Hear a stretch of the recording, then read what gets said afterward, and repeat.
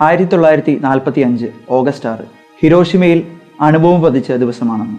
എല്ലായിടത്തും നാശം, കെട്ടിടങ്ങൾ തകർന്നു വീണു, നിരവധി ആളുകൾ മരിച്ചു. എന്നാൽ ഗ്രൗണ്ട് സീറോയിൽ നിന്നും 1 മൈൽ അകലെയുള്ള ഒരു വീട് മാത്രം കേടുകൂടാതെ നിന്നു. ഫാദർ പെദ്രോ അരൂപ്പയും സഹപുരോഹിതരും വസിച്ചിരുന്ന ജെസ്യൂട്ട് മിഷൻ ഹൗസ് ആയിരുന്നു അത്. അവിടുത്തെ ജനാലകൾ തകർന്നു, പക്ഷേ ഭിത്തികൾ തകർന്നില്ല.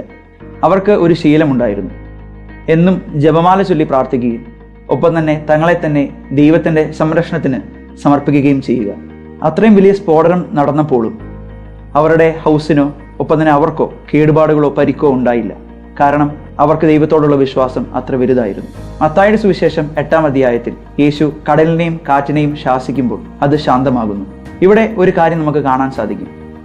യേശു ജീവന്റെ ദൈവം മാത്രമല്ല, മറിച്ച് പ്രകൃതിയുടെയും ദൈവമാണ്.